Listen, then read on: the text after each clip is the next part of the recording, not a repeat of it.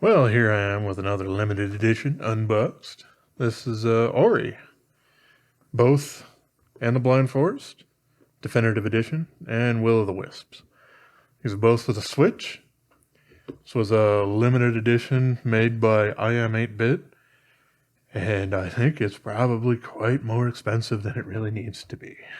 But yeah, let's go ahead and first of all, there's kind of the outside here. Kind of tells you what's going on the inside there, as well as some wraparound sort of things. And then you got the box itself. This is magnetically held closed, and it basically slides open, like so. It kind of has a display kind of thing for doing it that way, but while standing up. But for the interest of all this, I will basically just yank the things out. And there you go. You got a couple of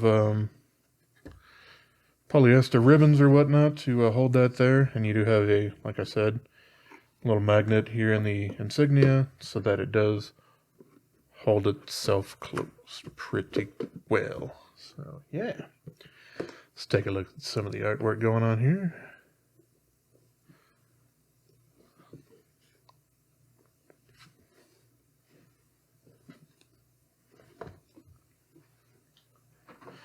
It's pretty attractive overall, I gotta say. But, okay, so here's the first thing that you're kind of presented with. And this is, basically metal and plastic, kind of intended to look a little stained glass window-ish of different elements there, and you got Ori there in the center, and I guess a couple of hooks if you wanted to hang it from something. But yeah, it's kind of an interesting piece you don't see in a lot.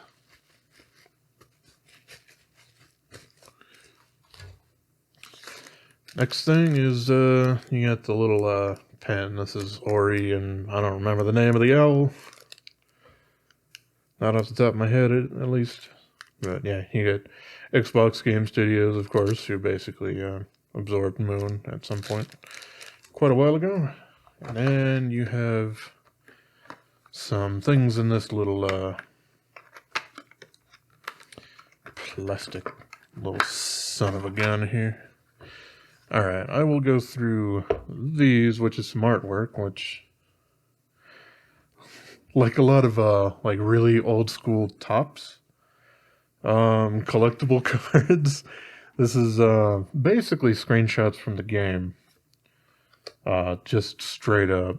Like, there's no fooling around about it. It's not just a background snippet or anything like that. And you always have Ori on the shots. Which, to me, really funny. Just because it reminds me of all those really old things. Here's more Blind Forest stuff instead of Will o' the Wisps.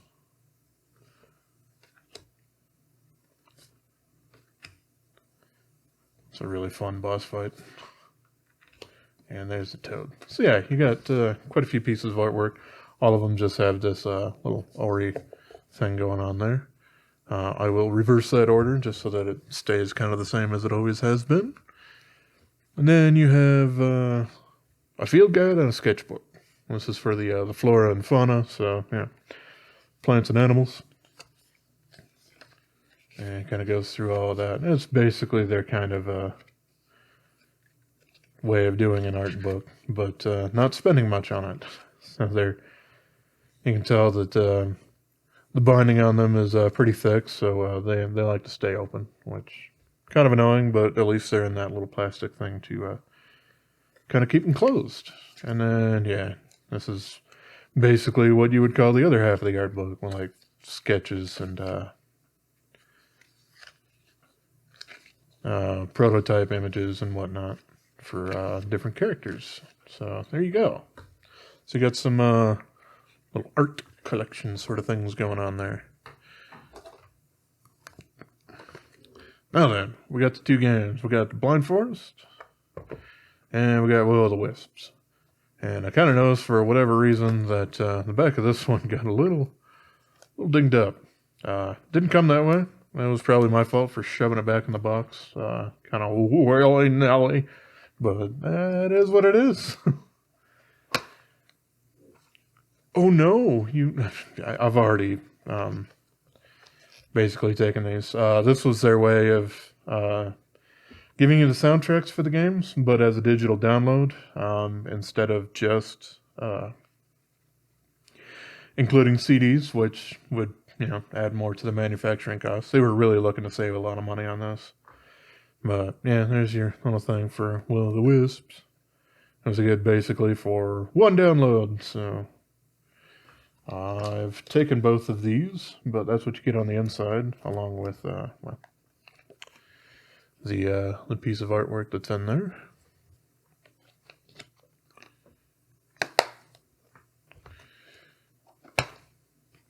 And then, oh no, here's the other one. Okay. And you got kind of that stuff going on the inside there.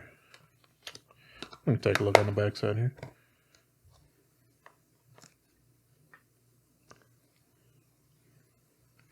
I don't remember exactly what's in the definitive edition. I know that I upgraded to it on the PC, but some stuff in Nara's past, a couple of new abilities, and a little bit more area stuff. Okay, cool. But yeah, obviously the games aren't in there because, I take them out and put them in my little hoary game card cases and keep it closer to the Switch so that it's a little bit easier to get to. I had been playing Will of the Wisps for quite a while. That's pretty cool. I will go back to it on there, but I'm currently playing another game on the Switch, so that's how that's going along. Just like at least on the first release on the PC, when you plug these guys in and start the game up for the first time, be prepared for some loading. Yeah, it takes... You'll probably have like a little animation screen of Ori down in the corner for 30 or 40 seconds before the opening cinematics start, and then you skip those, another loading screen, and then you're on to the main menu.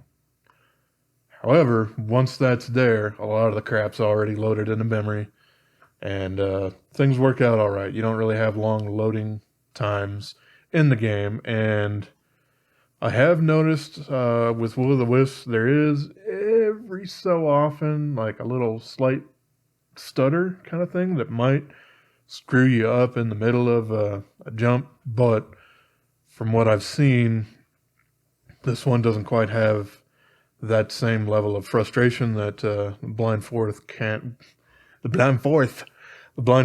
have with that. So there you go. It doesn't happen very often, but it's certainly there and noticeable when it happens.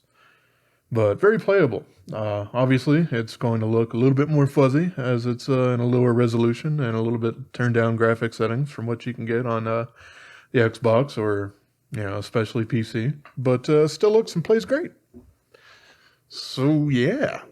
Here's the one thing that I really have to say about this, though. You get the box, the two games with the soundtrack downloads. You get basically game screenshots and a couple of tiny art books and a pen in this cardboard box. And this cost $150. I think that is way, way too much. I know that this little thing, yeah, it's kind of a large piece and whatnot. If it did increase the cost of this thing like by $60, they should have just completely omitted it. It's not really all that important. But I mean, otherwise, yes, you are getting a couple of games that are 30 or 40 bucks or whatever a piece that you could also purchase directly from iam8bit. So they charged way, way too much for what I think this is actually worth. I'm glad I have it. I'm not glad I paid $150 for it. I think 100 was probably right around where it needed to be. Maybe if you wanted to tweak it a little bit, 120, not 150. This is just not worth what's there. But there you go. That's both Ori games on the Switch in their limited edition form. So yeah, that's everything I got to say about that. So as always, I appreciate y'all for watching, and have yourself a wonderful rest of your day, yo. Subscribe.